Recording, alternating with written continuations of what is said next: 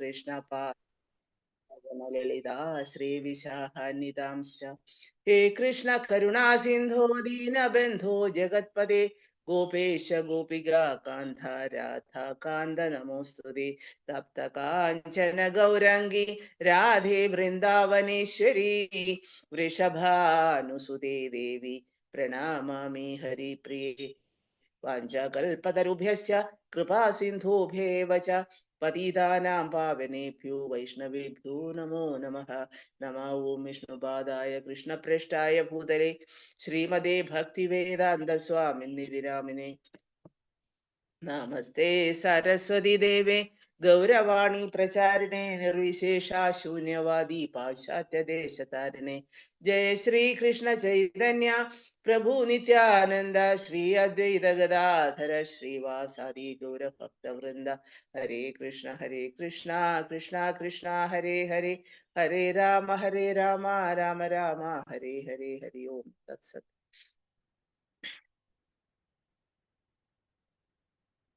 മുഖം കരോതി വാചാലം പങ്കും ലങ്കായതേ ഗിരിം യത്കൃപാതമഹം വന്ദേ ശ്രീഗുരും ദീനധാരണം ശ്രീ പരമാനന്ദമാധവം ശ്രീ ചൈതന്യമീശ്വരം. ഹരേ കൃഷ്ണ.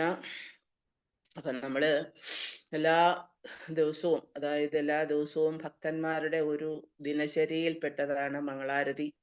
ആ മംഗളാരതിയിൽ നമ്മൾ ഉൾപ്പെടുത്തിയിട്ടുള്ളത് ശ്രീ ശിഷ്ടാഷ്ടകം, ഗുരുവാഷ്ടകം, അതായത് ഗുരുവിനെ കുറിച്ചുള്ള 8 പദ്യങ്ങൾ. അപ്പൊ അഷ്ടകം എന്ന് വെച്ചാൽ 8. അപ്പൊ ഈ ഗുരുവിനെ കുറിച്ചുള്ള 8 പദ്യങ്ങളാണ് നമ്മളെല്ലാ, അതായത് എല്ലാ ഇസ്കോൺ ക്ഷേത്രങ്ങളിലും 3:30-ക്ക് എല്ലാവരും റെഡിയായി വന്നിട്ട് ഭഗവാന്റെ, അതായത് ഭഗവാനെ പ്രതിനിധീകരിക്കുന്ന, ഭഗവാന്റെ പ്രതിനിധിയായ ഗുരുവിന് പാതാരവിന്ദങ്ങളിൽ പ്രണാമങ്ങൾ അർപ്പിച്ചുകൊണ്ടുള്ള പ്രാർത്ഥന, അതാണ് ഗുരുവഷ്ടകം എന്ന് പറയുന്നത്. അപ്പൊ ഇത് എഴുതിയത് ശ്രീല വിശ്വനാഥ ചക്രവർത്തി ഠാക്കൂറാണ്. അദ്ദേഹം 17-ാം നൂറ്റാണ്ടിന്റെ മധ്യത്തിലാണ് അവതരിച്ചത്.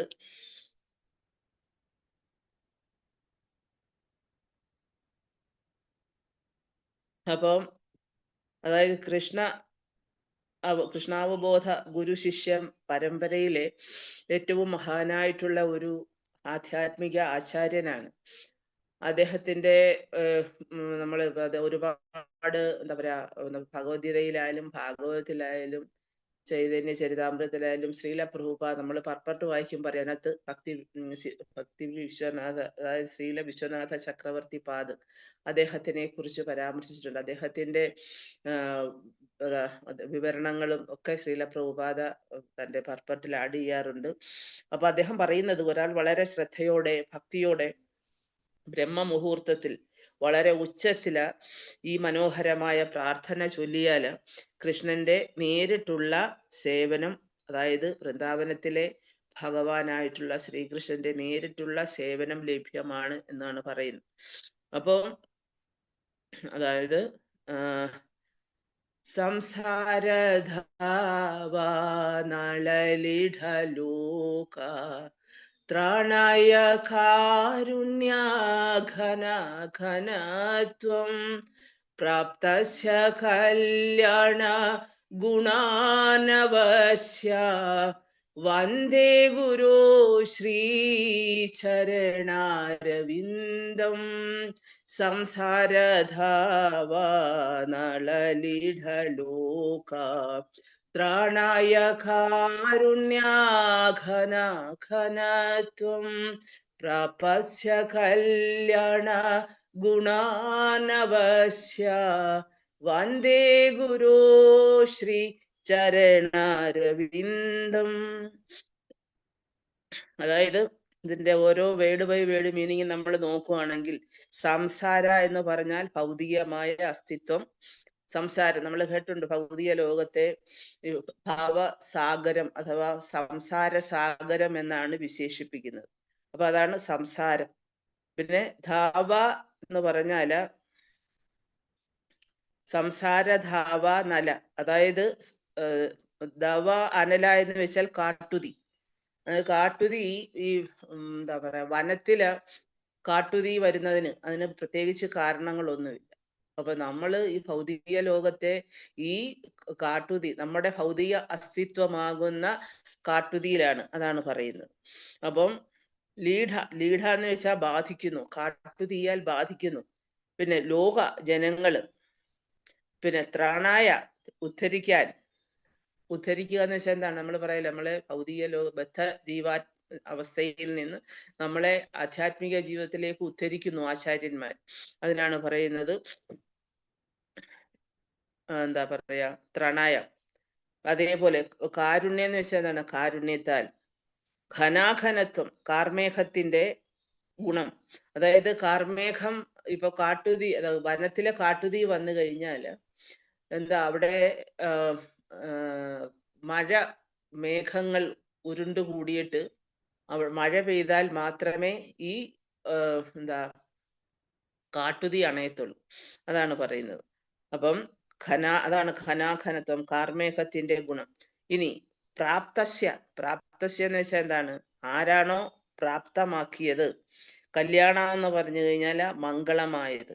കല്യാണം അതായത് മംഗളമായ ഓസ്പിഷ്യസ് ആയിട്ടുള്ള കാര്യത്തിലാണ് കല്യാണം എന്ന് പറയുന്നത്. ഗുണ എന്ന് വെച്ചാൽ ഗുണങ്ങള്. ആർണവസ്യ ആർണവം എന്ന് വെച്ചാൽ സമുദ്രം എന്നാണ് അർത്ഥം. അതാ ഗുണാർണവസ്യ, സമുദ്രം പോലെ. അങ്ങനെ ഗുണാർണവസ്യ വന്ദേ എന്ന് വെച്ചാൽ എന്താ? പ്രണാമങ്ങൾ അർപ്പിക്കുകയാണ് ഗുരുവിന്. പ്രണാമങ്ങൾ അർപ്പിക്കുന്നു. ഗുരു, എന്റെ ആധ്യാത്മിക ആചാര്യനായിട്ടുള്ള എന്റെ ആധ്യാത്മിക ഗുരുവിന്. ശ്രീ എന്ന് വെച്ചാൽ മംഗളകരമായ ചരണാരവിന്ദം. ഭഗവാന്റെ ഗുരുവിന്റെ പാദങ്ങൾ എന്ന് പറയുന്നത്, ചരണങ്ങൾ എന്ന് പറയുന്നത് ഗുരു ചരണം. അത് വളരെ അതിനെയാണ് ശ്രീ എന്ന് പറയുന്നത്. ശ്രീ എന്ന് വെച്ചാൽ മംഗളമാണ്, ഓസ്പീഷ്യസ് ആണ് ഗുരുവിന്റെ പാദാരവിന്ദങ്ങൾ. അപ്പൊ അങ്ങനെ എന്റെ ആധ്യാത്മിക ഗുരുവിന് ഞാന് അദ്ദേഹത്തിന്റെ പാദാരവിന്ദങ്ങളിൽ എന്താ ആത്മീയ ഗുരുവിന്റെ പാദാരവിന്ദങ്ങളിൽ ഞാൻ എൻ്റെ പ്രണാമങ്ങൾ അർപ്പിക്കുന്നു. അപ്പൊ ഈ കീർത്തനം എന്ന് പറയുന്നത് പ്രത്യേകിച്ച് ആധ്യാത്മിക ഗുരുവിന് പ്രണാമം അർപ്പിക്കുന്നതാണ്. പിന്നെ ആത്മീയ ഗുരുവിന്റെ ലക്ഷണങ്ങൾ ഈ പ്രാർത്ഥനയിൽ എടുത്തു പറയുന്നുണ്ട്. ഗുരുവിന്റെ ലക്ഷണങ്ങൾ, ഗുരുവിന്റെ യോഗ്യതകൾ, ഗുരുവിന്റെ ഗുണങ്ങൾ, ഇതെല്ലാം ഈ പ്രാർത്ഥനയിൽ വിവരിച്ചിട്ടുണ്ട്. അപ്പം തൻ്റെ പ്രാർത്ഥനകളിൽ നിന്നും ആധ്യാത്മിക ഗുരു 2 തരത്തിലുള്ള ലക്ഷണങ്ങളുണ്ട്. ഇപ്പൊ ആധ്യാത്മിക ഗുരുവിന് 2 തരത്തിലുള്ള ലക്ഷണങ്ങൾ. അത് ഒരു തരം എന്ന് പറയുന്നത് സ്ഥിരമാണ്, രണ്ടാമത്തേതെന്ന് പറയുന്നത് താൽക്കാലികമാണ്. അപ്പൊ ഒന്ന് സ്ഥിരം, ഒന്ന് താൽക്കാലികം. അപ്പം അതിനാൽ ആദ്യത്തെ വാക്യം ആധ്യാത്മിക ഗുരുവിന്റെ സ്ഥിരമായ ലക്ഷണം, അതായത് തൻ്റെ ശിഷ്യരെ ഈ ഭൗതിക അസ്തിത്വത്തിൽ നിന്ന് മോചിപ്പിച്ചിട്ട് ഈ ഭൗതിക അസ്തിത്വം എന്ന് വെച്ചാൽ നമ്മൾ എന്താണ്? ഭൗതിക ലോകം അല്ലെങ്കിൽ ഭൗതിക അസ്തിത്വം എന്ന് വെച്ചാൽ ഇങ്ങനെ അഗ്നിയെ പോലെ ജ്വലിക്കുകയാണ്. അപ്പൊ ഈ അഗ്നിയെ പോലെ ജ്വലിക്കുന്ന ജ്വാലയിൽ, അഗ്നിയിൽ നിന്ന് മോചിപ്പിക്കാൻ കഴിയും. അതാണ് ആദ്യത്തെ ലക്ഷണം, അതാണ് സ്ഥിരമായത്. അതായത് ഗുരുവിന്റെ യോഗ്യത എന്ന് പറയുന്നത്, ഗുരു എന്ന് പറയുന്നത് ഒരു ട്രാൻസ്പെറന്റ് മീഡിയ ആണ്. അതായത് ശിഷ്യന്റെയും ഭഗവാന്റെയും നടുവിലുള്ള ഒരു എന്താണ്, പിന്നെ സുതാര്യമായിട്ടുള്ള ഒരു മധ്യവർത്തി. അതാണ് ഗുരു എന്ന് പറയുന്നത്. അപ്പൊ ആ ഗുരു, അപ്പൊ നമുക്ക് ഭഗവാനുമായിട്ട് നേരിട്ട് ബന്ധമില്ലാത്തത് കൊണ്ട് നമ്മൾ സെപ്പറേറ്റഡ് എനർജിയാണ്. അതാണ് നമ്മളെ തടസ്സ ശക്തി അഥവാ സെപ്പറേറ്റഡ് എനർജി, മാർജിനൽ പൊട്ടൻസി എന്നൊക്കെ ജീവാത്മാക്കളെ വിശേഷിപ്പിക്കുന്നത്. അപ്പൊ ഈ മാർജിനൽ എനർജി ആയിട്ടുള്ള നമ്മളെന്ന് വെച്ചാൽ ഈ സെപ്പറേറ്റഡ് എനർജി ആയിട്ടുള്ള നമുക്ക് ഭൗതിക ലോകത്ത് വന്ന് നമ്മൾ ഭഗവാനെ മറന്നു കഴിയുമ്പോൾ, നമ്മുടെ മൂലസ്വരൂപത്തെ കുറിച്ച് മറന്നു കഴിയുമ്പോൾ, നമ്മൾ ഒരു ഗുരുവിനെ എങ്ങനെയോ നമുക്ക് പ്രാപ്തമാകുകയാണ്.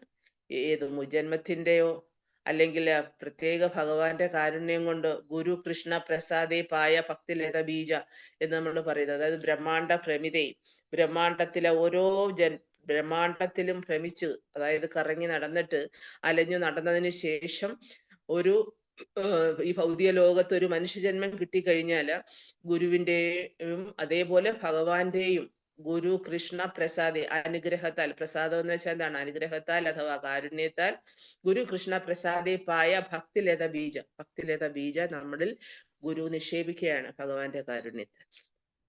അപ്പൊ അങ്ങനെ ഈ ഭൗതിക ലോകത്ത് നമ്മൾ വന്നു കഴിയുമ്പോഴാണ്, അപ്പൊ ഈ ഭൗതിക ലോകത്തെ ഈ അസ്തിത്വം അത് ഭയങ്കര കഠിനമാണ്. ജനിച്ചും മരിച്ചും പുനരഭി ജനനം, പുനരഭി മരണം, പുനരഭി ജനനി, ജഡരേ ശയനം. അപ്പൊ അങ്ങനെയാണ്. അപ്പം വീണ്ടും ജനിക്കുക, വീണ്ടും മരിക്കുക, വീണ്ടും ജനിക്കുക. അപ്പൊ അങ്ങനെ എന്താ പറയാ, പിന്നെ ജനന മരണ ചക്രത്തിന്റെ ആവർത്തനത്തിൽ നമ്മളിങ്ങനെ ആവർത്തനമാകുന്ന ആ ചക്രത്തിൽ ഇങ്ങനെ കിടന്നുരുളുകയാണ്. നമുക്ക് ആ ഒരു ചക്രത്തിൽ നിന്ന് മോചനമില്ല. അപ്പൊ അതിനാണ് നമ്മൾ ഗുരുവിനെ സ്വീകരിക്കുന്നതും അദ്ദേഹത്തിനെ നമ്മൾ ആശ്രയിക്കുന്നതും അദ്ദേഹത്തിന്റെ ചരണങ്ങളിൽ പ്രാർത്ഥനകൾ അർപ്പിക്കുന്നതും. അപ്പൊ നമ്മുടെ ഭൗതികമായുന്ന അസ്തിത്വത്തെ നമുക്ക് എന്താ പറയാ, അതിൽ നിന്ന് മോചിപ്പിക്കാനായിട്ട് ഗുരുവിന് മാത്രമേ കഴിയൂ. അപ്പൊ അതാണ് അദ്ദേഹത്തിന്റെ ആധ്യാത്മിക യോഗ്യത എന്ന് പറയുന്നത്. പിന്നെ ത്രാണായം എന്നാൽ എന്താ, മോചിപ്പിക്കുക. പിന്നെ കാരുണ്യം വെച്ച് കഴിഞ്ഞാൽ ഭഗവാൻ കാരുണ്യം, അതായത് ഭഗവാൻ കാരുണ്യമയനാണ്, കാരുണ്യ സാഗരമാണ് ഭഗവാൻ. അതേപോലെ തന്നെ കാരുണ്യ സാഗരം തന്നെയാണ് ഗുരുദേവനും എന്ന് പറയുന്നത്. അപ്പൊ ആ ഗുരു തന്റെ അഹൈതുകമായ കാരുണ്യത്താൽ, അതിന് പ്രത്യേക കാരണമൊന്നുമില്ല. അതാണ് അഹൈതുകി അപ്രതീഹത. അതായത് ഭഗവാന്റെ സേവനം ചെയ്യുന്നതിന് പ്രത്യേകിച്ച് കാരണമൊന്നുമില്ല. അതേപോലെ തന്നെ ഭഗവാന്റെ കാരുണ്യം ഒരു ജീവാത്മാവിന് കിട്ടുന്നതിനും അതിനും പ്രത്യേകിച്ച് കാരണമൊന്നുമില്ല, അഹൈതുക കാരണം. ഈശ്വര പരമകൃഷ്ണ സച്ചിദാനന്ദ വിഗ്രഹ അനാദിരാദിർ ഗോവിന്ദ സർവകാരണകാരണം. എല്ലാ കാരണങ്ങളുടെയും കാരണക്കാരനാരാണ്? ഭഗവാനാണ്. അതേപോലെ ഭൗതിക ലോകത്ത് നമ്മൾ ഈ എന്താ പറയാ, ജ്വലിക്കുന്ന അഗ്നിയാൽ, അതായത് ഈ കാട്ടുതീയിൽ, ഭൗതിക അസ്തിത്വത്തിന്റെ കാട്ടുതീയിൽ വെന്തുരുകുമ്പോഴാണ് ഒരു എന്താ പറയാ, ശീതളഛായ പോലെയാണ് നമ്മുടെ ജീവിതത്തിലേക്ക് നമ്മുടെ ഗുരു കടന്നു വരുന്നത്. അപ്പൊ ആ ഗുരുവിന് പ്രണാമങ്ങൾ അർപ്പിക്കുക എന്നുള്ളതും, അത് എങ്ങനെ ഭക്തിയോടും ശ്രദ്ധയോടും കൂടി നമ്മൾ അദ്ദേഹത്തിന് പ്രണാമങ്ങൾ അർപ്പിക്കുക എന്ന് പറയുന്നത് നമ്മുടെ കർത്തവ്യമാണ്. അപ്പൊ അതിനുവേണ്ടിയാണ് എല്ലാ ദിവസവും നമ്മൾ വെളുപ്പിനെ നമ്മുടെ മംഗളാരതിയുടെ ഒരു ഭാഗമാണ് ഈ ഗുരു അഷ്ടകം എന്ന് പറയുന്നത്. അപ്പൊ ഗുരു തന്റെ അഹൈതുകമായ കാരുണ്യത്താല് നമ്മളെല്ലാം വീണുപോയ ബന്ധനസ്ഥരായരാണ്. ഈ ഭൗതിക ലോകത്ത് നമ്മൾ എങ്ങനെയോ, നമുക്ക് പോലും അറിയില്ല, എങ്ങനെയോ ഈ സമുദ്രത്തിൽ, ഈ സാഗരത്തെ നമ്മൾ പതിച്ചിരിക്കുകയാണ്, കാലും കൈയിട്ട് അടിക്കുകയാണ് രക്ഷപ്പെടാനായിട്ട്. അപ്പൊ ഗുരു ഈ വീണുപോയ ആത്മാക്കളെ മോചിപ്പിക്കാനായിട്ട് വരികയാണ്. അപ്പൊ മറ്റുള്ളവരുടെ കഷ്ടപ്പാടുകളിൽ ആർക്കും യാതൊരു എന്താ പറയാ, ഒരു പിന്നെ എന്താ പറയാ, പ്രത്യേകിച്ച് ആർക്കും ഒരു ഉത്തരവാദിത്വമില്ല. ഇപ്പൊ മറ്റുള്ളവര് വിഷമിക്കുന്ന കാണുമ്പം, മറ്റുള്ളവർക്ക് ദുഃഖം കാണുമ്പം ആരും ഉത്തരവാദികളല്ല അതിന്. നമ്മൾ പറയല്ലേ, നമ്മുടെ കർമ്മഫലം എന്ന് പറയും.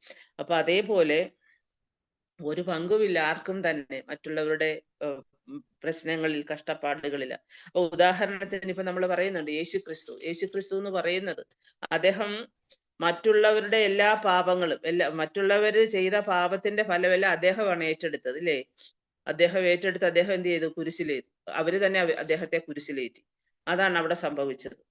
അപ്പൊ അതെല്ലാം ഈ മറ്റുള്ള ആൾക്കാരുടെ പാപങ്ങളെല്ലാം അദ്ദേഹം സ്വീകരിച്ചു. അപ്പൊ മറ്റുള്ളവർക്ക് വേണ്ടി കഷ്ടപ്പെട്ടു, എല്ലാ പാപങ്ങളും സ്വയം ഏറ്റുവാങ്ങി. അപ്പൊ ഇതാണ് ആധ്യാത്മിക ഗുരു എന്ന് പറയുന്നത്. ഇപ്പൊ യേശുക്രിസ്തു ആയാലും അദ്ദേഹം ദൈവപുത്രനാണെന്ന് തന്നെ സ്വയം പറയാറുണ്ടായിരുന്നു, അല്ലെ? ദൈവപുത്രൻ.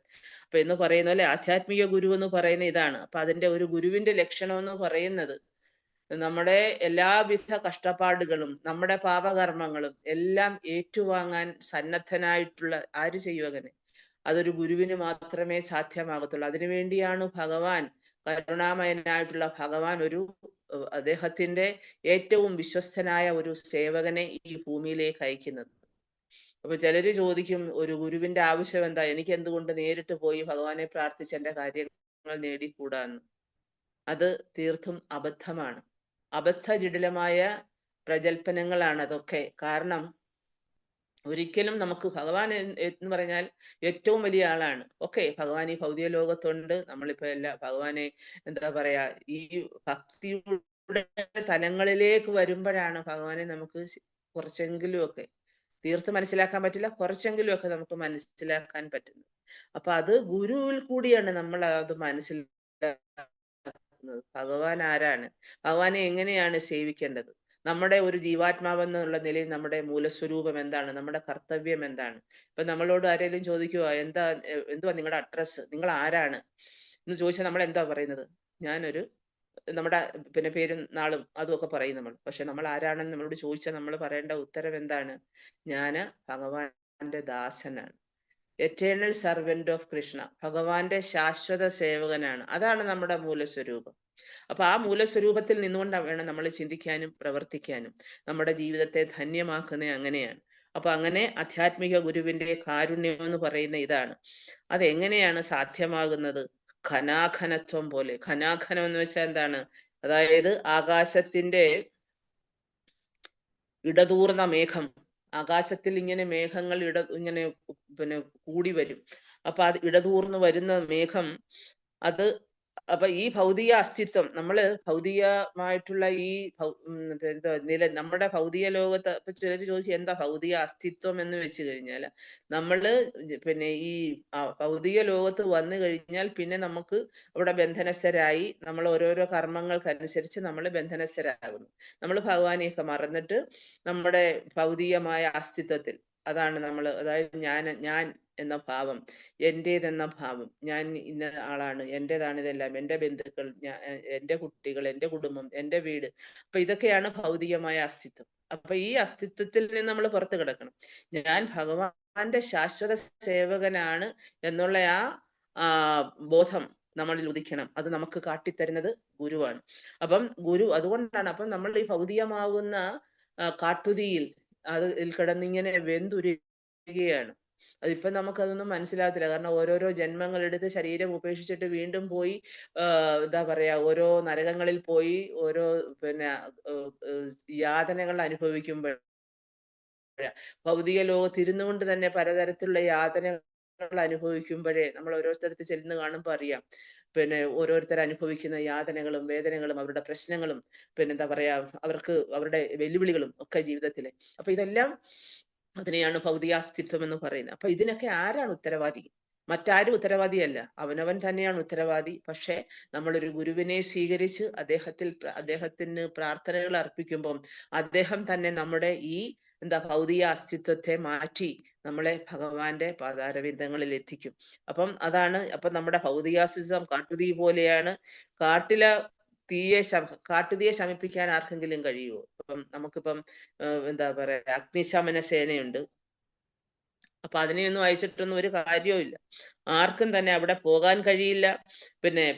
പിന്നെ എന്താണ്, ആർക്കും പോയി അവിടുത്തെ വനത്തിൽ പ്രവേശിക്കാൻ പറ്റില്ല. അവിടെ ചെന്ന് കാട്ടുതീ അണയ്ക്കാൻ പറ്റില്ല. അപ്പം പ്രകൃതി തന്നെ കനിയണം, പ്രകൃതിയെ ആശ്രയിക്കണം. പ്രകൃതി തന്നെ സ്വയം കനിഞ്ഞ് ഈ പറഞ്ഞ എന്താ പറയാ, കാർമേഘങ്ങൾ ഉരുണ്ടുകൂടി അതിൽ നിന്ന് മഴ പെയ്ച്ചാൽ മാത്രമേ കാട്ടുതീയിലെ അത് ശമിപ്പിക്കാൻ പറ്റത്തുള്ളൂ. അപ്പൊ എന്ന് പറഞ്ഞതുപോലെ അത് പ്രകൃതിയുടെ കാരുണ്യത്തെ പൂർണ്ണമായും ആശ്രയിക്കുന്നത് പോലെ, അഥവാ ജ്വലിക്കുന്ന തീയിൽ നിന്ന് നമ്മള് മേഘങ്ങളെ, അതായത് ആ ജ്വലിക്കുന്ന തീയിലെ വെള്ളം എങ്ങനെയാണ്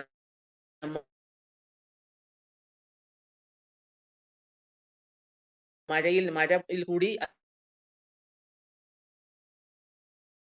അത് വന്ന് ആ അഗ്നിയെ ശമിപ്പിക്കുന്നത് പോലെയാണ്. അപ്പൊ അവിടെ പിന്നെ നമുക്ക് വേണമെന്ന് വെച്ച് കഴിഞ്ഞാൽ, ഇപ്പൊ മനുഷ്യനിർമ്മിതമായ എഞ്ചിനോ അല്ലെങ്കിൽ നേരത്തെ പറഞ്ഞതുപോലെ ഈ എന്താ പറയാ, അഗ്നിസേനക്കാർക്കോ ഒന്നും ആ കാട്ടുതീയെ ശമിപ്പിക്കാൻ കഴിയില്ല എന്ന് നമുക്ക് വ്യക്തമാണ്. കാരണം അതിന് യാതൊരു സാധ്യതയുമില്ല. അപ്പൊ അതുകൊണ്ടാണ് നമ്മള് ഭൗതികമായ ഈ അസ്തിത്വത്തിൽ ജ്വലിക്കുന്ന തീയെ കെടുത്താൻ, അഗ്നിയെ കെടുത്താന് നമുക്ക് നമ്മുടെ കൃത്രിമ മാർഗങ്ങളൊന്നും, ഇപ്പൊ പല ഓർഗനൈസേഷൻസ് ഒക്കെ ഉണ്ടാക്കാറുണ്ട്, വേൾഡ് ഓർഗനൈസേഷൻസ്, അതുപോലെ എന്തിനാ, ലോക സമാധാനം കൈവരിക്കാൻ വേണ്ടി. അതൊക്കെ എന്ന് വെച്ച് കഴിഞ്ഞാൽ, കാരണം വെച്ചാൽ എന്താ, അത് മനുഷ്യനിർമ്മിതമാണ്. മനുഷ്യനിർമ്മിതമായ എല്ലാം താൽക്കാലികമാണ്. എന്തൊക്കെ ചെയ്താലും ശരി, അതൊരു കാലയളവ് വരെ അത് കാണും. പക്ഷെ അതിനുശേഷം ചിലര് പ്രവർത്തിക്കും, പക്ഷെ നമുക്ക് ഒരാൾക്കും ശാശ്വതമായിട്ടുള്ള അതിനൊരു പരിഹാരം, മനുഷ്യനിർമ്മിതമായിട്ടുള്ള അല്ലെങ്കിൽ മനുഷ്യന്റെ എന്താ പറയാ ചിന്താഗതികൾക്ക് ഉള്ളിൽ വരുന്ന കാര്യങ്ങളെ കൊണ്ടൊന്നും നമ്മുടെ ഈ ഭൗതികമായിട്ടുള്ള വേദനകളെയോ കഷ്ടപ്പാടുകളെയോ ക്ലേശങ്ങളെയോ ഒന്നും നമുക്ക് നിയന്ത്രിക്കാൻ പറ്റില്ല. അതൊക്കെ അതിനെല്ലാം ഉപരിയായിട്ടുള്ള, എല്ലാത്തിനും അതീതമായിട്ടുള്ള ഒരു ശക്തി, അതാണ് ഭഗവാനിൽ നിന്ന് വരുന്ന ശക്തി. ഭഗവാൻ തന്റെ ലോകത്തിരിക്കുകയാണ്. അപ്പൊ അദ്ദേഹം ചില സമയത്ത് ഭൗതിക ലോകത്ത് വരും നേരിട്ട് നമ്മളെ പഠിപ്പിക്കാനായിട്ട്. ചില സമയത്ത് അത് പിന്നെ എന്താ പറയാ, ഇപ്പം ഭഗവാന്റെ അവതാരങ്ങളൊക്കെ അതിനു വേണ്ടിയാണ്. പക്ഷേ ചില സമയത്ത് ഭഗവാൻ തന്റെ പ്രതിനിധികളെ അയക്കും. നീ പോയിട്ട് അവരെ മനസ്സിലാക്കി എന്റെ സന്നിധിയിലേക്ക് തിരിച്ചു കൊണ്ടുവരിക. ചില ഭഗവാൻ പിന്നെ ശാസ്ത്രങ്ങൾ തരും, ആ ഗുരുക്കന്മാരെ തരും. പിന്നെ അതുപോലെ അതാണ് സാധു ശാസ്ത്ര ഗുരു, സാധു അതുപോലെ ഹരി ഗുരു വൈഷ്ണവ. ഇതൊക്കെ നമ്മളെ ഭൗതിക ലോകത്തിന്റെ ബന്ധനങ്ങളിൽ നിന്നും മോചിപ്പിക്കാനുള്ളതാണ്. ഒരു അന്ധനായ ഒരു വ്യക്തിക്ക് മറ്റൊരു അന്ധനായ വ്യക്തിയെ നയിക്കാൻ പറ്റില്ല. അപ്പൊ ഈ ഭൗതിക ലോകത്ത് ഉള്ള സാധാരണ വ്യക്തികള് അവരെല്ലാം എന്താ പിന്നെ എന്താ മറ്റുള്ളവരെ അവര് പരസ്പരം ആശ്രയിക്കുകയാണ്. അപ്പൊ അതൊന്നും ഒരിക്കലും ശാശ്വതമായിട്ടുള്ള ഒരു പരിഹാരമല്ല.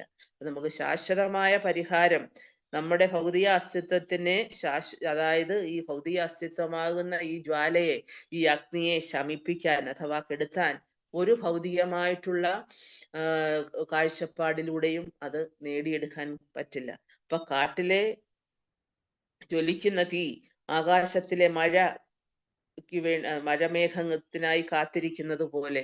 അപ്പം ഈ കാട്ടുതീയും ആശ്രയിക്കുന്ന ആരെ? ഇപ്പൊ കാട്ടുതീ വരുമ്പോ എത്രയോ ജീവജാലങ്ങളാണ്, വൃക്ഷങ്ങൾ പോട്ടെ, പിന്നെ എത്രയോ ജീവജാലങ്ങളാണ്. കുറെ എന്താ പക്ഷികളൊക്കെ ആണെങ്കിൽ പറന്നു പോകും. വേഗം ഓടി രക്ഷപ്പെടാൻ പറ്റുന്ന മൃഗങ്ങളൊക്കെ ഓടി രക്ഷപ്പെടും. പക്ഷെ അതിനകത്ത് ഒരുപാട് ചെറിയ ചെറിയ മൃഗങ്ങളുണ്ട്.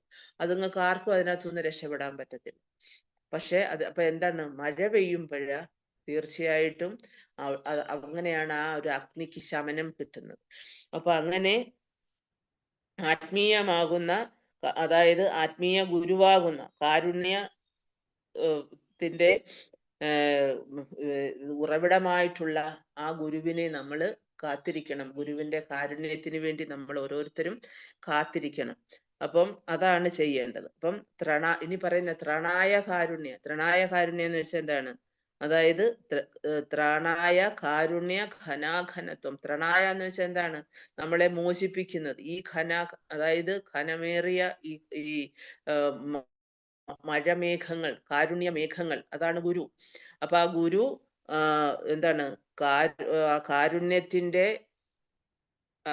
അതായത് അദ്ദേഹത്തിന്റെ കാരുണ്യമാകുന്ന അനുഗ്രഹത്താല് എന്താ പറയാ, പ്രാപ്തസ്യ എന്ന് വെച്ചാൽ എന്താണ്? നമുക്ക് പ്രാപ്തമാക്കാൻ പറ്റും.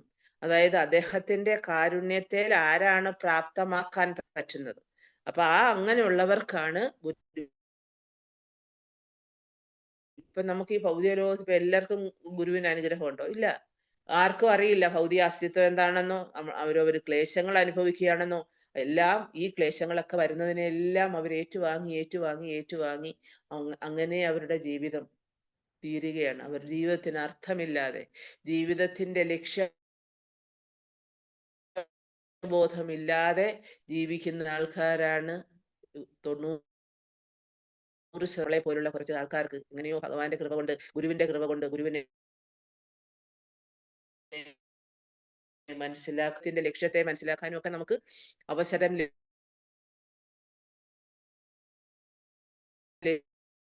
ലഭിച്ചിരിക്കുകയാണ്. ഗുരുവിന്റെ മഹിമ അല്ലെങ്കിൽ ഗുരു യഥാർത്ഥത്തിൽ ആരാണ് എന്നൊന്നും നമുക്ക് ശരിയായ രീതിയിൽ മനസ്സിലാക്കാൻ കഴിയില്ല ചിലർക്ക്. കാരണം എന്താണ്?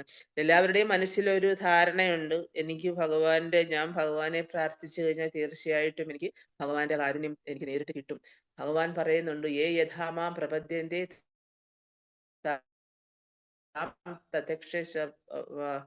താം ഏ യഥാമാം പ്രപദ്യന്തേ, അങ്ങനെ ശ്ലോകമുണ്ട്. അതായത് ഏത് രീതിയിലാണ് സമീപിക്കുന്നത്, എന്ത് ഉദ്ദേശത്തോടു കൂടിയാണോ, എന്ത് ഫലപ്രാപ്തിക്ക് വേണ്ടിയാണോ എന്നെ സമീപിക്കുന്നത്, അതേ പോലുള്ള റിവാർഡ്, ആ ഫലം ഞാൻ അവർക്ക് നൽകും.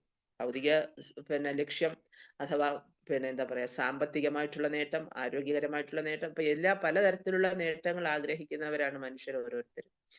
അപ്പൊ അവര് ചെന്ന് ഭഗവാന്റെ അടുത്ത് പ്രാർത്ഥിക്കുകയും കരയുകയും ഒക്കെ ചെയ്യുമ്പം ഭഗവാൻ തീർച്ചയായിട്ടും അവരുടെ ആ ഭക്തിയിൽ ഭഗവാൻ കാരുണ്യവാനാണ്, അതീവ കാരുണ്യവാനാണ്. അപ്പൊ അത് അവർക്ക് നൽകും. അവരതുകൊണ്ട് വളരെ സന്തോഷമായിട്ടിരിക്കും. അങ്ങനെയാണ് അവരിൽ ഒരു തലത്തിലുള്ള ഭക്തി ഉടലെടുക്കുന്നത്. അപ്പൊ അത് അവർക്ക് അന്നേരം ഒരു വിശ്വാസം വരും ഭഗവാനോട്.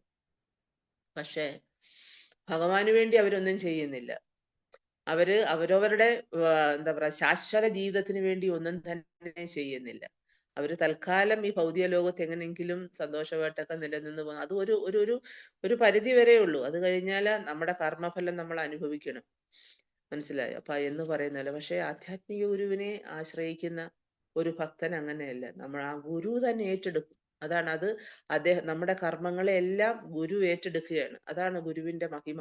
അത് എത്ര പറഞ്ഞാലും, എത്ര വാഴ്ത്തിയാലും, എത്ര പ്രണാമങ്ങൾ അർപ്പിച്ചാലും തീരില്ല. നമ്മുടെ ജീവിതത്തിൽ അത്രമാത്രം നമ്മുടെ ആജീവനാന്തം നമ്മൾ ഒരു ഗുരുവിനോട് കടപ്പെട്ടിരിക്കുകയാണ്. അത്രമാത്രം കൃതജ്ഞത നമ്മുടെ മനസ്സിലുണ്ടാവണം ഗുരുവിനോട്. ഒരു ഗുരു, കേവലം ഈ ലോകത്തെ ഇപ്പം ഈ നമ്മൾ കാണുന്ന നമ്മുടെ ഫൗണ്ടർ ആചാര്യ ശ്രീല പ്രഭുപാദിന്റെ അദ്ദേഹത്തിന്റെ കാരുണ്യമാണ്. അദ്ദേഹം കാരുണ്യവർഷം ചൊരിയുന്നത് കൊണ്ട് ഇന്ന് അദ്ദേഹം ഈ ലോകത്ത് കാരുണ്യവർഷം ചൊരിഞ്ഞുകൊണ്ടിരിക്കുകയാണ്. അദ്ദേഹത്തിന്റെ ശിഷ്യന്മാരായിട്ടുള്ള ഗുരുക്കന്മാരും ഈ ലോകത്തെ ജനങ്ങളുടെ മേൽ കാരുണ്യവർഷം ചൊരിഞ്ഞുകൊണ്ടിരിക്കുന്നത് കൊണ്ടാണ് നമ്മൾ ഇന്നൊക്കെ ഇതൊക്കെ കേൾക്കാനും ഒത്തുകൂടാനും ഒന്നിച്ചിരുന്ന് നാമം ജപിക്കാനും ഒക്കെ ഇടയായത്. അല്ലെങ്കിൽ നമുക്ക് ഇത്രയും കുറെ കാലത്തിന് മുൻപ് നമ്മൾ എങ്ങനെയായിരുന്നു, നമ്മുടെ മനോഭാവം എങ്ങനെയായിരുന്നു, നമ്മുടെ ജീവിതം എങ്ങനെയായിരുന്നു. അപ്പൊ ഗുരുമഹാരാജ് പാടുന്നുണ്ട്, യതി പ്രഭുപാദന ഹൊയ്തോ താപേക്കി ഹൊയ്തോ ജീവന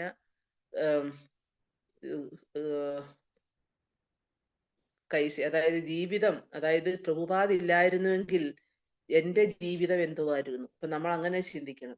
എന്റെ ഗുരുവില്ലായിരുന്നെങ്കിൽ അഥവാ ശ്രീല പ്രഭുപാദ് ഇല്ലായിരുന്നെങ്കിൽ നമ്മുടെ ജീവിതമൊക്കെ എങ്ങനായി തീർന്നേനെ. നമ്മൾ ഇന്ന് നാമം ജപിക്കുന്ന എന്താണ്?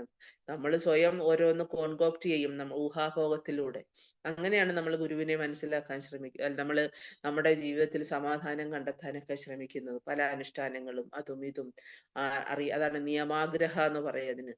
ഉപദേശാമൃത സിന്ധുവില നിയമാഗ്രഹം എന്ന് വെച്ചാല് എന്താ,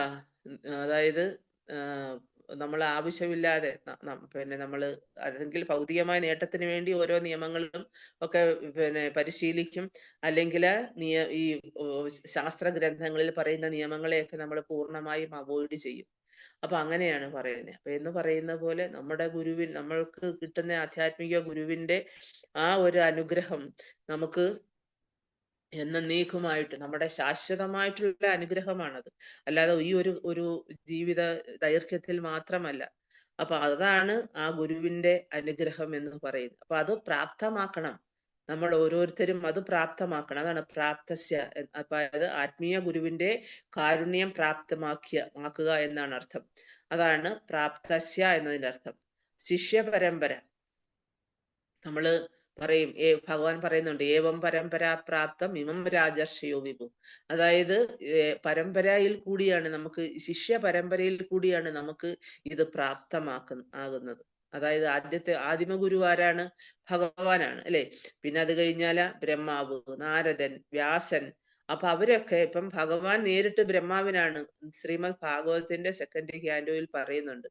34, 35, 36, 33, 34, 35, 36 4 ശ്ലോകങ്ങൾ. അതിനെ ചതുശ്ലോകി ഭാഗവതം എന്നാണ് പറയുന്നത്. ഈ 4 ശ്ലോകങ്ങളിലൂടെയാണ് ഭഗവാൻ ഈ ശ്രീമദ് ഭാഗവതത്തിന്റെ അന്തസത്ത ബ്രഹ്മദേവന് ഉപദേശിച്ചു കൊടുത്തത്. പിന്നെ അതിൽ നിന്നാണ് പിന്നീട് അത് ഇത്ര എലാബറേറ്റ് ആയിട്ട് 18,000 ശ്ലോകങ്ങളായത്. അപ്പം അതാണ് ശരിയായ പരമ്പര. അപ്പം ഭഗവാനിൽ നിന്ന് നേരിട്ട്, ഭഗവാൻ ശ്രീകൃഷ്ണനിൽ നിന്ന് നേരിട്ട്, ഇപ്പൊ നമ്മുടെ ഭഗവത്ഗീത എടുത്ത് നോക്കിയാൽ അതിനകത്ത് പരമ്പര കൊടുത്തിട്ടുണ്ട്. ഭഗവാൻ ശ്രീകൃഷ്ണൻ, പിന്നെ അത് കഴിഞ്ഞ് ബ്രഹ്മദേവൻ ആർക്ക് കൊടുത്തു ആ ജ്ഞാനം? അപ്പം എന്താ പറയാ, നമ്മളിപ്പം ഒരാള് മരത്തെ കയറിയിട്ട് ഒരു മാവേൽ കയറി അതേന്ന് മാങ്ങ എടുത്ത് പറിച്ചിട്ട് ഒരാളിന് കൊടുത്തു, അടുത്ത ആളിന് കൊടുത്തു, അപ്പൊ അത് അതേപോലെ താഴെ വീണ് അതിന് കേടുവരാതെ അതേപോലെ താഴെ എത്തും. അതേപോലെയാണ് ഗുരു ശിഷ്യ പരമ്പരയിലൂടെ ജ്ഞാനം ഗുരുവിൽ നിന്ന് സ്വീകരിക്കുന്ന അതേ ജ്ഞാനം, ഒരു പൊടിപ്പും തൊങ്ങലും ഒന്നുമില്ലാതെ അതേ ജ്ഞാനം തനിക്ക് തന്റെ ഗുരു എന്താണ് തന്നത് അതേ ജ്ഞാനം അദ്ദേഹം തന്റെ ശിഷ്യന്മാർക്ക് പകർന്നു കൊടുക്കും. ആ ശിഷ്യൻ എന്ത് ചെയ്യും? തന്റെ ശിഷ്യന്മാർക്ക് അതേ ജ്ഞാനം. അങ്ങനെയാണ് പരമ്പര. അതാണ് ഭഗവാൻ പറയുന്നത്. അത് കുറച്ചു കാലം നഷ്ടപ്രായമായി പോയി. നമ്മൾ പറയുന്നില്ല, അതായത് ഏവം പരമ്പരാപ്രാപ്തം ഇമം രാജർഷയോ വിദുഹു സ കാലേനേഹ മഹത ലോകു നഷ്ടപരന്തപ. അതായത് കാലക്രമേണ ഇത് നഷ്ടപ്പെട്ടു പോയി. കാരണം അത് പിന്നെ ഏറ്റുവാങ്ങാൻ ആളില്ലാതെ പോയി. ഒരു ശിഷ്യന് കിട്ടി, തന്റെ ഗുരുവിൽ നിന്ന് ആ ശിഷ്യന് കിട്ടി. ആ ശിഷ്യൻ വന്നപ്പോഴത്തേക്ക് അദ്ദേഹത്തിന് ശിഷ്യന്മാരില്ലാതെ വന്നു. ശിഷ്യൻ എന്ന് വെച്ചാൽ അത് ഏറ്റുവാങ്ങാൻ തയ്യാറായി ആരും വന്നില്ല. അപ്പൊ അങ്ങനെയാണ് അത് നഷ്ടപ്രായമായി പോയത്. കോടിക്കണക്കിന് വർഷങ്ങൾ പോകുന്നു. അതൊക്കെ ഭഗവാൻ പറയുന്നുണ്ട്. അപ്പൊ എന്ന് പറയുന്നത് പോലെ ആ പരമ്പര, അതാണ് പരമ്പര. അപ്പൊ പരമ്പരയുടെ അനുഗ്രഹം പരമ്പരാഗതമായിട്ട് ചിലര് പറയത്തില്ലേ, പരമ്പരാഗതമായി ഞങ്ങളുടെ വസ്തുക്കൾ ഞങ്ങൾ ഇങ്ങനെ പിന്നെന്താ ആസ്വദിച്ചു കൊണ്ടിരിക്കുകയാണ് ഞങ്ങള്, പിന്നെ അതിനെ സേവിച്ചു കൊണ്ടിരിക്കുകയാണ്. അതായത് പിന്നെ രാജപരമ്പരയിലൂടെ ഓരോ രാജാവും കഴിഞ്ഞതിന് ശേഷം മക്കൾക്ക് കിട്ടി, മക്കൾക്ക് കിട്ടി, അടുത്ത മക്കൾക്ക് കിട്ടി. അപ്പൊ എന്ന് പറയുന്ന പോലെ ആ രാജകീയ പരമ്പര പോലെയാണ്, സിംഹാസനം ലഭിക്കുന്നത് പോലെയാണ്. അതാണ് ഗുരു പരമ്പരയിലൂടെ കിട്ടുന്ന ജ്ഞാനം എന്ന് പറയുന്നത്. അപ്പൊ എന്താണ് ആ ആത്മീയ ഗുരുവിന് ലഭിച്ചത്? അദ്ദേഹത്തിന് എന്താ ലഭിച്ചത്? കല്യാണം എന്ന് വെച്ചാൽ എന്താണ്? അതായത് പുണ്യം, മംഗളം. അദ്ദേഹത്തിന് കിട്ടി ആ കാരുണ്യം. അല്ലേ? അദ്ദേഹത്തിന് സംഭവിച്ച എന്താണ്?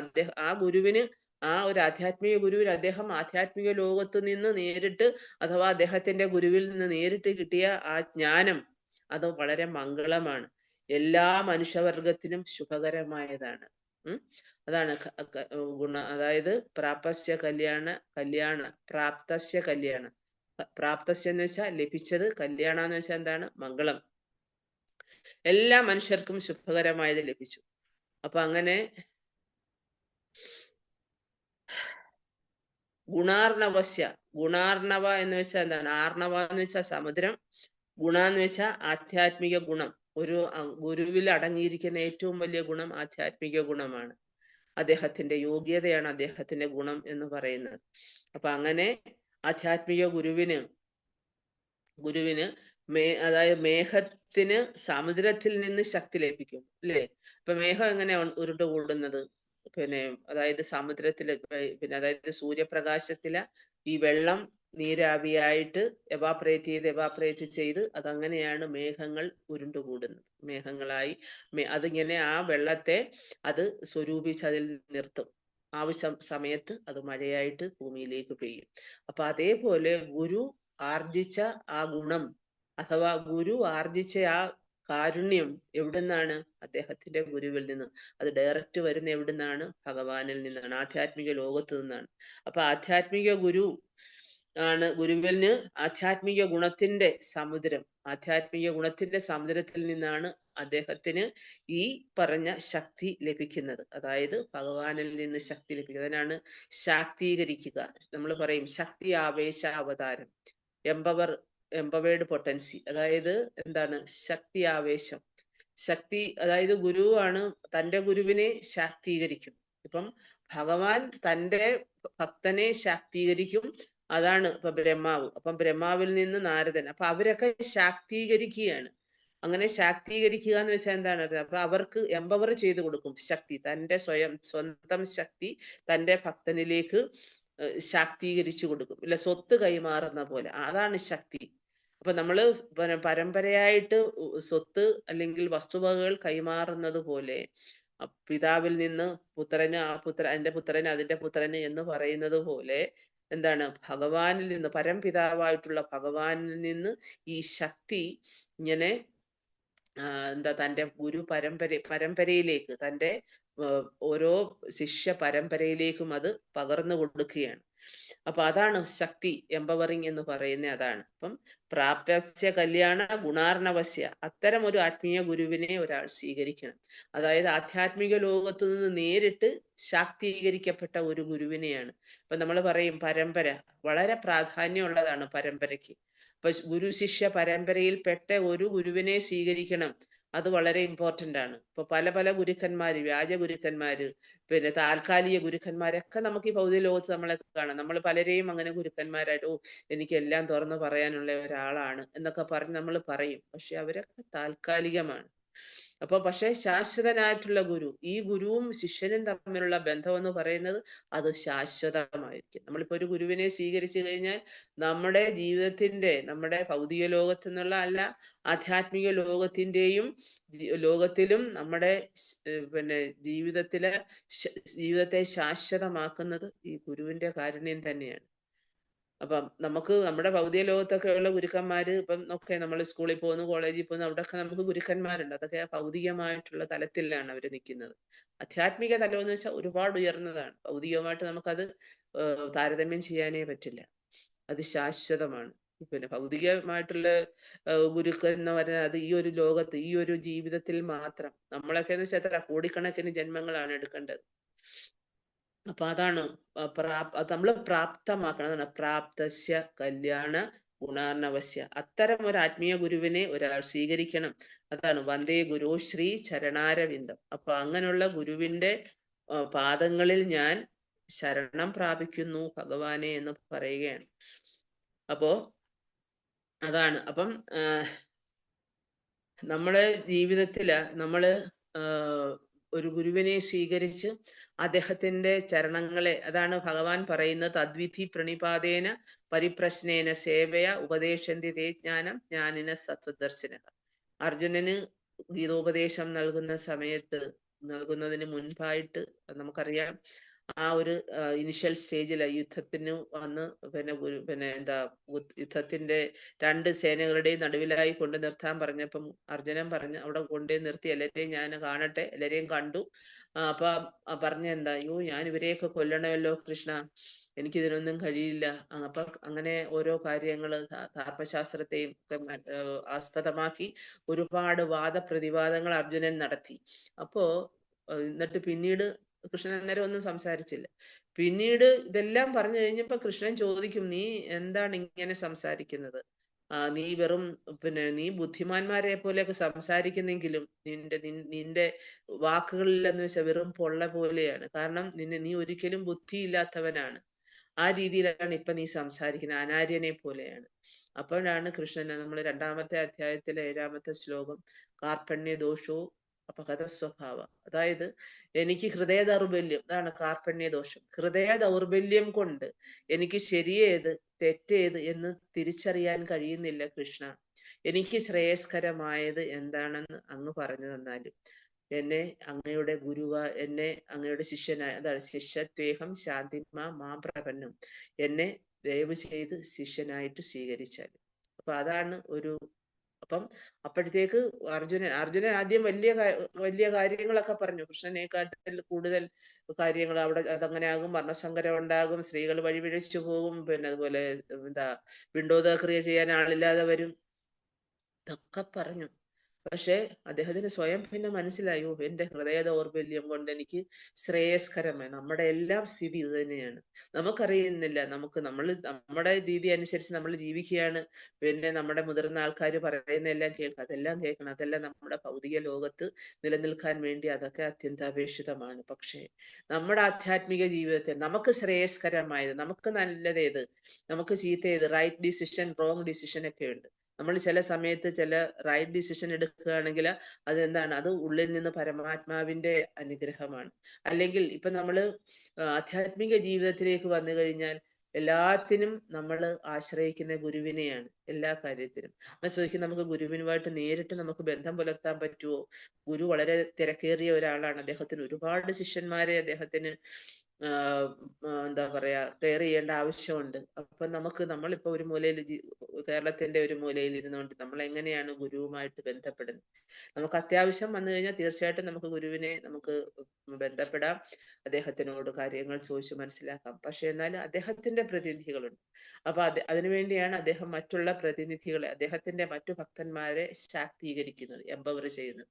അപ്പൊ അങ്ങനെ അവരിൽ നിന്ന് നമുക്ക് കാര്യങ്ങൾ മനസ്സിലാക്കാനും ചോദിക്കാനും, നമ്മുടെ പ്രശ്നങ്ങളെ ജീവിതത്തിൽ നമുക്ക് ഭൗതികമാകട്ടെ ആധ്യാത്മികമാകട്ടെ ഉള്ള എല്ലാ പ്രശ്നങ്ങൾക്കും പരിഹാരം നൽകാനുള്ള കഴിവ് മറ്റുള്ളവർക്കും ആ ഗുരുവിന്റെ അനുഗ്രഹം കൊണ്ടുണ്ടായിട്ടുണ്ട്. അപ്പൊ അതാണ് ശിക്ഷാ ഗുരുക്കന്മാരെന്ന് പറയുന്നത്. ഇപ്പൊ ഗുരുക്കന്മാരിൽ തന്നെ 3 തരത്തിലുള്ള ഗുരുക്കന്മാര്: ദീക്ഷാഗുരു, ശിക്ഷാഗുരു, പിന്നെ വർത്തമാന പ്രതീക്ഷാ ഗുരു. അപ്പം അതാണ്. അപ്പം വർത്തമാന പ്രതീക്ഷാ ഗുരു എന്ന് വെച്ചാൽ ഞാൻ നേരത്തെ ഇതൊക്കെ പറഞ്ഞിട്ടുള്ളതാണ്. അപ്പൊ അതൊന്നും കടക്കേണ്ട കാര്യമില്ല, നിങ്ങൾക്ക് അതൊക്കെ അറിയാം. പക്ഷെ എന്നാലും ഞാൻ പറഞ്ഞതാണ്. അപ്പൊ ആ ഗുരു എന്ന് പറയുന്നത് ആ ഗുരുവിന്റെ അപ്പൊ നമ്മൾ വെളുപ്പിനെ എഴുന്നേൽക്കുമ്പോഴാണ് നമ്മൾ ആദ്യം നമിക്കേണ്ടത് ഗുരുവിനെയാണ്. നമ്മൾ ആദ്യമേ ചെന്ന് സാധാരണ ആൾക്കാർ എങ്ങനെയാ പോയി ഭഗവാന്റെ അടുത്ത് പോയി നമസ്കരിക്കും. ഭഗവാനെയും കാട്ടിൽ മുൻപേ നമ്മൾ നമസ്കരിക്കേണ്ടത് ഗുരുവിന് പ്രണാമങ്ങൾ അർപ്പിക്കുകയാണ് ചെയ്യേണ്ടത്. അതിനാണ് നമ്മൾ ഫസ്റ്റ്, അതായത് ബ്രഹ്മമുഹൂർത്തത്തിൽ എഴുന്നേറ്റ്, ശ്രീല വിശ്വനാഥ ചക്രവർത്തി ഠാക്കൂർ പറയുന്നത് എന്താണ്? ബ്രഹ്മമുഹൂർത്തത്തിൽ എഴുന്നേറ്റ് ഗുരുവിന്റെ പാതാരവിന്ദങ്ങളെ ഗ്ലോറിഫൈ ചെയ്യുന്ന ഈ ശ്ലോകങ്ങള് ഗുരുവിന്റെ പാദങ്ങളെ ഗ്ലോറിഫൈ ചെയ്യുന്നതാണ്. ഗുരുവിന് പ്രണാമങ്ങൾ അർപ്പിക്കുന്ന, ഗ്ലോറിഫൈ ചെയ്യുന്ന, മഹത്വത്തെ വാഴ്ത്തുന്ന ഈ 8 പദ്യങ്ങൾ, ഈ 8 പദ്യങ്ങൾ എന്നല്ല, അത് പ്രാർത്ഥനകളാണ്. പ്രാർത്ഥന എന്ന് വെച്ചാൽ എന്താ അർത്ഥം? യാചന എന്നാണ്. യാചിക്കുകയാണ് ഗുരുവിന്റെ കൃപയ്ക്ക് വേണ്ടി, ഗുരുവിന്റെ കടാക്ഷത്തിന് വേണ്ടി, ഗുരുവിന്റെ കാരുണ്യത്തിന് വേണ്ടി നമ്മൾ യാചിക്കുകയാണ്. ഗുരുദേവ, അതേപോലെ പറയുന്നുണ്ട്, ഗുരുദേവ് കൃപബിന്ദുതിയ, എനിക്ക് ഒരു ഒരു ഒരു എന്താ ഒരു തുള്ളി കാരുണ്യത്തിന്റെ ഒരു ബിന്ദു, കാരുണ്യത്തിന്റെ ഒരു തുള്ളി എന്നിലേക്ക് പതിക്കട്ടെ. ഗുരുവിന്റെ കാരുണ്യം കൊണ്ടാണ് നമ്മൾ നാമം ജപിക്കുന്നതും. നമ്മുടെ സാധന എങ്ങനെയാ? നമ്മളിപ്പോ വെളുപ്പിനെ 4 മണിക്ക് എഴുന്നേറ്റ് നാമം ജപിക്കുന്നു, അല്ലെ? നാമം ജപിച്ച് നമ്മൾ പിന്നെ മംഗളാരതി ചെയ്യുന്നു. 4:30 മംഗളാരതി, പിന്നെ അത് കഴിഞ്ഞാല് നാമജപം, പിന്നെ അത് കഴിഞ്ഞാല് പിന്നെ ഭാഗവതം ശ്രവണം. അപ്പൊ ഇതൊക്കെ നമ്മുടെ അതാണ് സംഖ്യ നാമ ഗാന നടിപ്പി. ഇപ്പൊ ഇത്ര സംഖ്യ നമ്മൾ നാമം ജപിക്കണം, കീർത്തനം, സംഖ്യ, നാമം ജപിക്കണം, അതാണ്. പിന്നെ ഗാനം, കീർത്തനം പാടണം. അപ്പൊ ഇതൊക്കെ നമ്മുടെ ജീവിതത്തിന്റെ ചിട്ടകളാണ്. ഇതെല്ലാം നമ്മളെ പഠിപ്പിക്കുന്ന ഗുരുവാണ്. അപ്പൊ ഗുരുവിൽ നിന്ന് കേൾക്കുന്ന, ഇപ്പം ഓരോ ദിവസവും ഗുരു നമുക്ക് നിർദ്ദേശങ്ങൾ തന്നുകൊണ്ടിരിക്കുകയാണ്. ചില ആൾക്കാരുണ്ട്, എനിക്കിനി പ്രഭാത വരെ മാത്രം മതി, എനിക്കിനി ഇപ്പോഴത്തെ പിന്നെ എന്താ പറയാ ഗുരുവിനെ വേണ്ട, ഞാൻ പ്രഭാതിനെ മാത്രം ആശ്രയിക്കുന്നുള്ളൂ. പക്ഷെ നമുക്ക് ഡേ ടു ഡേ ലൈഫിലാ നമുക്ക് പ്രഭാതിന്റെ ലെക്ചേഴ്സും അദ്ദേഹത്തിന്റെ എന്താ പറയാ ബുക്കുകളും എല്ലാം ഉണ്ട് വായിക്കാൻ, അദ്ദേഹത്തിന്റെ പ്രതിനിധികളും ഉണ്ട്. പക്ഷെ അദ്ദേഹത്തിന്റെ പ്രതിനിധികളായിട്ടുള്ള ഗുരുവിനെയാണ് നമ്മൾ അറ്റ് പ്രസന്റ് നമ്മൾ സ്വീകരിച്ച് അദ്ദേഹത്തിനെ മനസ്സിൽ ധ്യാനിച്ച് അദ്ദേഹത്തിന്റെ പ്രണാമ മന്ത്രം പറഞ്ഞ് അദ്ദേഹത്തെ നമിക്കുക. പിന്നീടാണ് പ്രഭുപാദിനെ. കാരണം അദ്ദേഹമാണ് നമുക്ക് പ്രഭുപാദിനെ തന്നത്. നമ്മുടെ ഇപ്പോഴത്തെ പ്രസന്റ് ഗുരുവാണ്. നമ്മുടെ ഗുരു നമ്മളോട് പറഞ്ഞു തന്നിരിക്കുന്നത് കൊണ്ടാണ് നമുക്ക് പ്രഭുപാദിനെ കുറിച്ച് നമ്മൾ ഇത്രയും അറിയാനും മനസ്സിലാക്കാനും അദ്ദേഹത്തെ സ്നേഹിക്കാനും അദ്ദേഹത്തിന്റെ മഹിമകളെ വാഴ്ത്താനും ഒക്കെ നമുക്ക് പറ്റുന്നത്. അപ്പൊ ഗുരു എന്ന് പറയുന്ന ആ മാധ്യമം മറ്റു ഗുരു ശിഷ്യ പരമ്പരയിൽപ്പെട്ട ഗുരുക്കന്മാരെയും അതേപോലെ തന്നെ ഭഗവാനെയും ഈ ശിഷ്യനുമായിട്ട് ബന്ധിപ്പിക്കുന്ന ഉത്തരവാദിത്വം ഗുരുവിൻ്റെതാണ്. അപ്പൊ ഈ ഗുരു ശിഷ്യ പരമ്പരയിലൂടെ നമ്മൾ നേടിയെടുത്ത ഈ ഏറ്റവും എന്താ പറയാ പരിപാവനമായിട്ടുള്ള മംഗളകരമായിട്ടുള്ള ഈ ഒരു അവസരം നമ്മുടെ ജീവിതത്തിൽ ഈ ഒരു എത്ര നാള് നമുക്ക് ലോകം ജീവിക്കാൻ പറ്റുമെന്ന് അറിയില്ല. അപ്പൊ നമ്മളത് മാക്സിമം പ്രയോജനപ്പെടുത്തണം. അപ്പൊ ഈ ശ്ലോകത്തിന്റെ മെയിനായിട്ട് നമ്മൾ അതിന്റെ പൂർണ്ണമായ അർത്ഥം പറയുമ്പോഴ് അതിനകത്ത് പറയുന്നത്, അതായത് മേഘങ്ങൾ മഴ ചൊരിഞ്ഞ്, ഇപ്പൊ നിങ്ങൾക്ക് ഒരു ഏകദേശം ഒരു ഐഡിയ കിട്ടി കാണും. ഇപ്പൊ നമ്മൾ ആ ശ്ലോകം പറഞ്ഞതിന്റെ മേഘങ്ങൾ മഴ ചൊരിഞ്ഞ് എപ്രകാരം കാട്ടുതീ അണയ്ക്കുന്നുവോ അപ്രകാരം കരുണാസമുദ്രമായ ആത്മീയ ഗുരു ഭൗതിക അസ്തിത്വമാകുന്ന ആളിക്കത്തുന്ന തീ കെടുത്തുന്നു.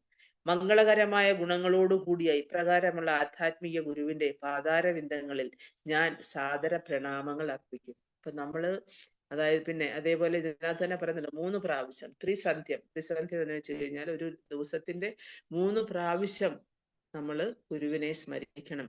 രാവിലെ, ഉച്ചയ്ക്ക്, വൈകുന്നേരം. അപ്പൊ നമ്മൾ നാമം ജപിക്കുന്നതിന് മുൻപായിട്ട് ഗുരുവിന് പ്രണാമങ്ങൾ അർപ്പിക്കണം. രാവിലെ വെളുപ്പിനെ ബ്രഹ്മമുഹൂർത്തത്തിൽ എഴുന്നേറ്റ് വന്ന് ഗുരുവിന് പ്രണാമങ്ങൾ അർപ്പിച്ചതിന് ശേഷം അതാണ് ഈ അഷ്ടകം ചൊല്ലി നമ്മൾ ഭഗവാന്റെ അടുത്ത് അഥവാ ഗുരുവിന്റെ അടുത്ത് നമ്മള് എന്താ പറയാ ആരതി അർപ്പിക്കും. അപ്പം എല്ലാ ഇസ്കോൺ ക്ഷേത്രങ്ങളിലും ഇപ്പൊ നമുക്ക് കാണാം, എവിടെ ചെന്നാലും കാണാം 4 മണിയാകുമ്പോഴത്തേക്കെല്ലാം റെഡിയായിട്ട് ഭഗവാന്റെ എന്താ പറയാ ക്ഷേത്രത്തില് അവിടെ ഈ ഗുരുവഷ്ടകം ചൊല്ലി ആണ് പ്രാർത്ഥനകൾ അർപ്പിക്കുന്നത്. അപ്പൊ അത് അവിടെ നമുക്ക് എന്താ പറയാ എല്ലാവിധ ആരതി, ഇപ്പൊ ഗുരുവിന് വേണ്ടി എല്ലാ ആരതികളും ചെയ്യും. അപ്പൊ നമ്മൾ വൃന്ദാവനത്തിൽ ചെന്ന് കഴിഞ്ഞാൽ, അതുപോലെ മായാപ്പൂര് ചെന്ന് കഴിഞ്ഞാൽ അവിടെ പിന്നെ ശ്രീല പ്രഭുപാദിന്റെ സമാധിയുണ്ട്. അപ്പൊ അവിടെയാണ് ഈ ഒരു അഷ്ടകം ചൊല്ലി കീർത്തനം ചൊല്ലിയിട്ട് അവിടെ പ്രഭുപാദിന് പൂജാകർമ്മങ്ങൾ അർപ്പിക്കും.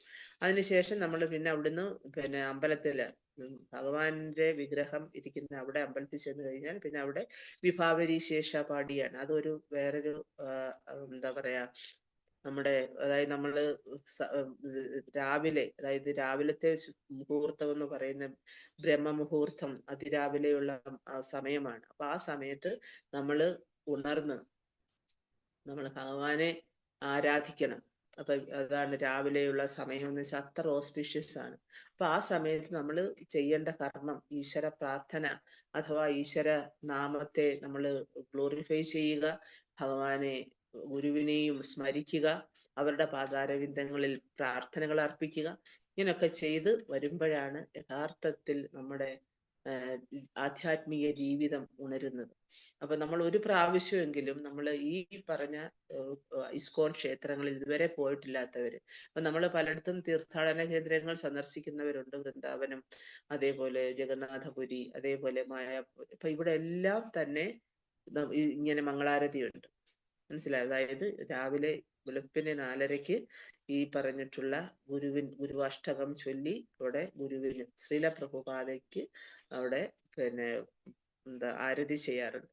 അപ്പം ഈ ആരതിയൊക്കെ അറ്റൻഡ് ചെയ്യുമ്പോഴാണ് അങ്ങനെ. അപ്പൊ ആ സമയത്ത് നമ്മളത് ആരാണോ അറ്റൻഡ് ചെയ്യുന്നത്, ഒരാള് പൂജ ചെയ്യുന്നത്, നമ്മളെല്ലാം ആ കീർത്തനം പാടി ഈ അഷ്ടകം ചൊല്ലിയാണത്. അപ്പൊ ഈ അഷ്ടകം ഗുരു അഷ്ടകം ചൊല്ലി നമ്മളത് പിന്നെ എന്താ പറയാ ഗുരുവിനെ ഈ അഭ്യർത്ഥന, ഈ പ്രാർത്ഥന സമർപ്പിക്കുമ്പോഴ ഗുരുവിന്റെ കാരുണ്യം നമ്മളിൽ, അതാണ് അഹൈതുകമായ കാരുണ്യം. അതായത് നമ്മുടെ ഭൗതിക അസ്തിത്വത്തിനെ ഈ എന്നേക്കുമായി മാറ്റി നമ്മളെ ശാശ്വതമായ നമ്മുടെ ഭഗവാന്റെ ധാമത്തിൽ എത്തിക്കാനായിട്ട് നമ്മുടെ സഹായിക്കാൻ, അഥവാ നമ്മളെ ഈ പിന്നെ ഭവസാഗരത്തിൽ നിന്ന്, എന്ന് വെച്ചാൽ കയ്യും കാലും അടിച്ചോണ്ടിരിക്കുകയാണ്. അപ്പൊ ആ ഭവസാഗരത്തിൽ നിന്ന് നമ്മളെ രക്ഷിക്കാൻ ഈ ഒരു ഗുരുവിന്റെ പാതാരവിന്ദങ്ങൾക്ക് മാത്രമേ. എന്നാ ചോദിക്കുക, എന്താ പാതാരവിന്ദങ്ങൾക്ക് ഇത്ര പ്രത്യേകത? പാദങ്ങൾ എന്ന് പറയുന്നത് ഇപ്പം ഗുരുപാദങ്ങൾ, ഭഗവാന്റെ പാദങ്ങൾ, അതാണ് നമ്മൾ ആകെ ആശ്രയിക്കേണ്ടത്. അപ്പൊ നമ്മളിപ്പോ ഗുരുവിനെ കാണുമ്പോഴ നമ്മൾ പാതാരവിന്ദങ്ങളിൽ നമസ്കരിക്കും, അദ്ദേഹത്തിന് പ്രണാമങ്ങൾ അർപ്പിക്കും, സാഷ്ടാംഗ പ്രണാമം ചെയ്യും, ദണ്ഡ നമസ്കാരം ചെയ്യും. അപ്പൊ ഇതൊക്കെ എന്തിനാണ്? ഭഗവാനെ കാണുന്നത് പോലെ തന്നെ ഗുരുവിനെ കാണണം. അപ്പൊ ആ ഗുരുവിന്റെ പാദങ്ങളിൽ പ്രണാമങ്ങൾ അർപ്പിക്കണം. ഗുരുവിൽ കൂടെ അല്ലാതെ ഒരിക്കലും നമുക്ക് ഭഗവാനെ പ്രാപിക്കാൻ കഴിയില്ല. അപ്പൊ നമുക്ക് ശ്രേയസ്കരമായ കാര്യങ്ങള് നമുക്ക് പറഞ്ഞു തരാനും, നമ്മളെ ഈ ഭൗതിക അസ്തിത്വത്തിൽ നിന്ന് ഉരുകുന്ന ഈ അഗ്നിജ്വാലയിൽ നിന്ന് നമ്മളെ രക്ഷിക്കാനും നമ്മുടെ ആധ്യാത്മിക ഗുരുവിന് മാത്രമേ സാധ്യമാകൂ. അദ്ദേഹം ആധികാരികമായ പ്രാമാണികനാണ്. കാരണം അദ്ദേഹം പരമ്പരയിൽപ്പെട്ടയാളാണ്. പിന്നെ നമ്മൾ ദീക്ഷ സ്വീകരിക്കുമ്പോഴും അദ്ദേഹം നമ്മളെ പരമ്പരയിൽ ബന്ധിക്കുകയാണ്. അപ്പൊ അതാണ് ശ്രീല വിശ്വനാഥ ചക്രവർത്തി പാദ്. അദ്ദേഹം ഈ ഗുരുവാഷ്ടകം എഴുതി, ഇനി ഞാൻ ഒരെണ്ണം എടുക്കുന്നുള്ളൂ, നാളെ, ഇന്ന് പിന്നെ ഇതൊരു ഇൻട്രൊഡക്ഷനും കൂടെ ചേർന്നത് കൊണ്ടാണ്. അപ്പൊ ഇത്രയും സമയം ആയതുകൊണ്ട് ഇനി അടുത്തത് നമുക്ക് 2ാമത്തെ ശ്ലോകം മുതൽ നാളെ കൂടുതലായിട്ട് എടുക്കാം. അപ്പൊ അതിന്റെ എന്താ പറയാ, നമ്മള് ഈ കീർത്തനം പാടി നമ്മൾ രാവിലെ പൂജ ചെയ്യുമ്പം, നമ്മൾ അതിന്റെ അർത്ഥം മനസ്സിലാക്കി ചെയ്യുമ്പം നമുക്ക് ഗുരുവിനോടുള്ള ബന്ധം ഒരുപാട് അഗാധമാകും. അപ്പൊ ഗുരുവിനോടുള്ള ബന്ധം, ഗുരു ആരാണ്, അപ്പൊ അദ്ദേഹത്തിന്റെ അസ്തിത്വം എന്താണ്, അദ്ദേഹത്തിന് എങ്ങനെ പ്രണാമങ്ങൾ അർപ്പിക്കണം, അദ്ദേഹം ഒരു സാധാരണ മനുഷ്യനാണോ, അദ്ദേഹം ഒരിക്കലും ഒരു സാധാരണ മനുഷ്യനല്ല. അദ്ദേഹം ആരാണ്?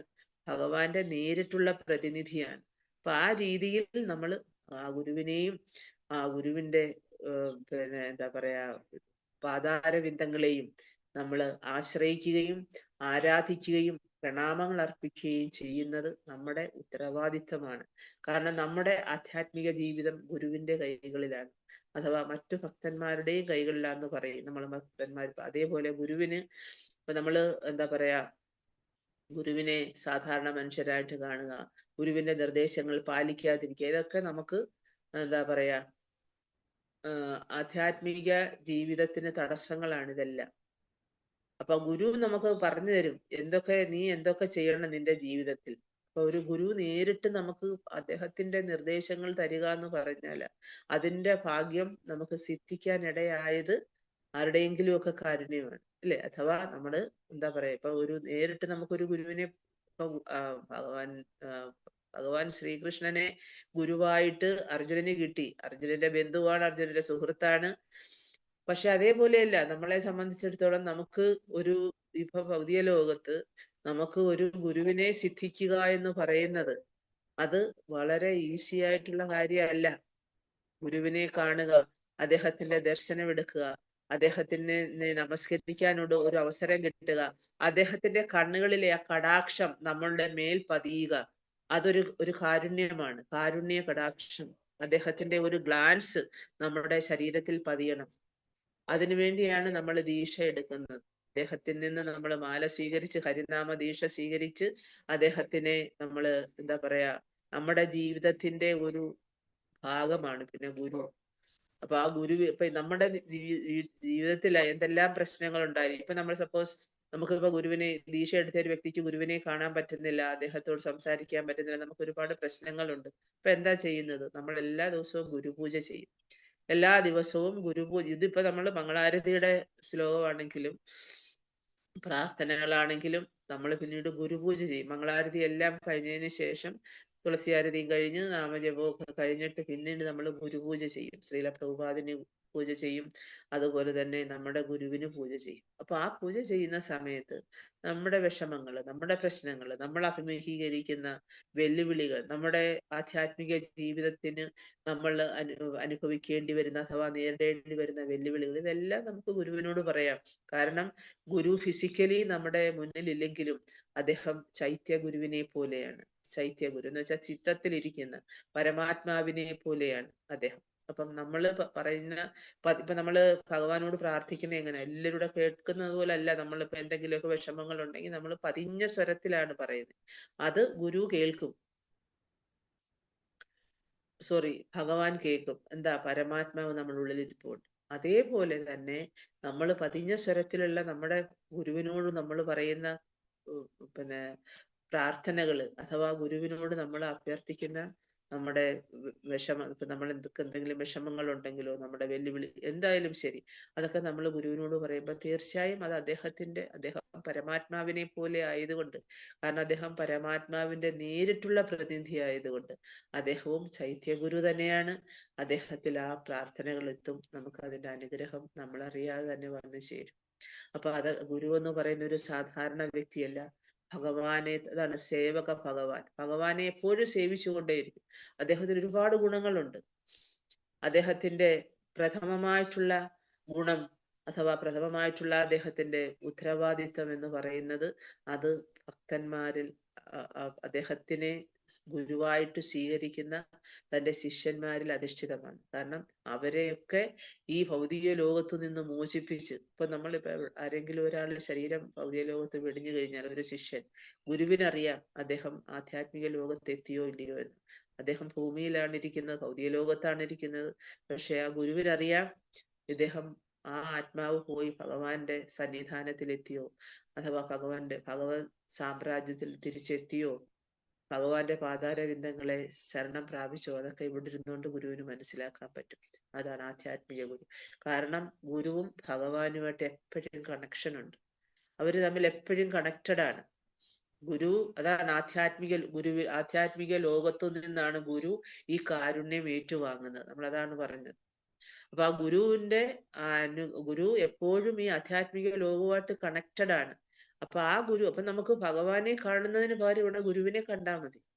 ഗുരു എന്ന് വെച്ചാൽ എന്താണ്? നമ്മൾ വളരെ റെസ്പെക്റ്റോടു കൂടിയാണ് നമ്മള് ഗുരുവിനെ പ്രാർത്ഥിക്കേണ്ടത്. അത്രമാത്രം ഭഗവാന് കൊടുക്കുന്ന അതേ റെസ്പെക്ട്. ഇപ്പൊ ഗവൺമെന്റിൽ നിന്ന് ഒരാൾ നമ്മുടെ വീട്ടിൽ വരുമ്പോൾ ഗവൺമെന്റിന് കൊടുക്കുന്ന റെസ്പെക്ട് അദ്ദേഹത്തിന് കൊടുത്തിരിക്കണം. അതേപോലെ ആധ്യാത്മിക ലോകത്ത് നിന്ന് വന്ന ഒരാള് ഭഗവാന് കൊടുക്കുന്ന അതേ റെസ്പെക്ട് നമ്മൾ ഗുരുവിന് കൊടുക്കണം. അപ്പൊ അന്നേരം അതാണ് ഭഗവാൻ പറയുന്നത്, എന്നെക്കാട്ടിൽ എന്റെ ഭക്തരെ എന്നെ സേവിക്കുന്നതിനാൽ ഉപരി എന്റെ ഭക്തരെ സേവിക്കുന്നതാണ് എനിക്കിഷ്ടം. കാരണം എന്താണ്? ഭഗവാനാൽ ശാക്തീകരിക്കപ്പെട്ട അവരെ സേവിക്കുക, അവരുടെ മഹിമാനങ്ങളെ വാഴ്ത്തുക, ഇതൊക്കെ നമ്മുടെ പ്രധാനപ്പെട്ട കർത്തവ്യമാണ്. അപ്പൊ ആ സ്വീകരിക്കുക, ഇപ്പൊ പറഞ്ഞ പോലെ വെളുപ്പിനെ എഴുന്നേൽക്കുക, പിന്നെ നമ്മള് ഗുരുവിനെ ഈ പറഞ്ഞ ഈ ഗുരു അഷ്ടകം ചൊല്ലി, ഈ പ്രാർത്ഥന ചൊല്ലി നമ്മൾ ഗുരുവിനെ ആരാധിക്കുക, പ്രാർത്ഥിക്കുക. അങ്ങനെ ചെയ്യുമ്പം നമ്മുടെ അതാണ് ഉച്ചത്തിൽ പാടിക്കഴിഞ്ഞാൽ, ഉച്ചത്തിൽ ഈ പ്രാർത്ഥനകൾ ആരാണോ കീർത്തനം ചെയ്യുന്നത് അവർക്ക് വൃന്ദാവനത്തിലെ ഭഗവാൻ ശ്രീകൃഷ്ണന്റെ എല്ലാ മരണസമയത്ത് നമ്മൾ ഈ ശരീരം വിട്ടു പോകുമ്പോഴാണ് എല്ലാവിധ പ്രൊട്ടക്ഷനും സംരക്ഷണവും നമുക്ക് കിട്ടും. അദ്ദേഹം നേരിട്ട് നമ്മളെ ഭഗവാന്റെ ലോകത്തെത്തിക്കും. അപ്പൊ അതൊക്കെയാണ് ഗുരുവിന്റെ അനുഗ്രഹം, ഗുരുവിന്റെ കാരുണ്യം. അതിന് പ്രത്യേകിച്ച് കാരണമൊന്നുമില്ല. നമ്മളിപ്പം എത്ര പതിതനും ആയിക്കോട്ടെ, ഗുരുവിന് അത് ഇവൻ പണക്കാരൻ, അല്ലെങ്കിൽ ഇവൻ പിന്നെ വിദ്യാസമ്പന്നൻ, അല്ലെങ്കിൽ ഇവൻ രാജാവ്, ഇവന് പിന്നെ ദരിദ്രൻ, പാമരൻ, യാതൊരു വ്യത്യാസവും ഇല്ല. ഗുരുവിന് എല്ലാം ആ ഗുരു എന്ന് പറയുന്ന അദ്ദേഹത്തിന് യാതൊരു ഡിസ്ക്രിമിനേഷൻ, അതാണ് അഹൈതുകമായ കാരുണ്യം എന്ന് പറയുന്നത്. അഹൈതുകമായ ഒരു കാരണവും ഇല്ല നമ്മളോട് കാരുണ്യം ചൊരിയാൻ. പക്ഷെ എന്നാലും അദ്ദേഹം നമ്മളിൽ കാരുണ്യം ചൊരിയുന്നു. കാട്ടുതീ അണയ്ക്കാൻ മഴമേഘങ്ങള് വർഷം ചൊരിയുന്നത് പോലെ, മഴ ചൊരിയുന്നത് പോലെ നമ്മളെ പോലുള്ള ബദ്ധരായ ജീവാത്മാക്കളുടെ ഭൗതിക അസ്തിത്വത്തിന്റെ അഗ്നിയിൽ നിന്ന്, ജ്വാലയിൽ നിന്ന് നമ്മളെ മോചിപ്പിക്കാൻ വേണ്ടി ഗുരു തന്റെ കാരുണ്യമാകുന്ന ആ മഴ ചൊരിഞ്ഞ് നമ്മളെ ഒക്കെ ഇവിടുന്ന് മോചിപ്പിക്കുന്നു. അപ്പൊ അതാണ് ഈ ഒരു ഗുരു അഷ്ടകത്തിന്റെ മൊത്തത്തിലുള്ള സാരം.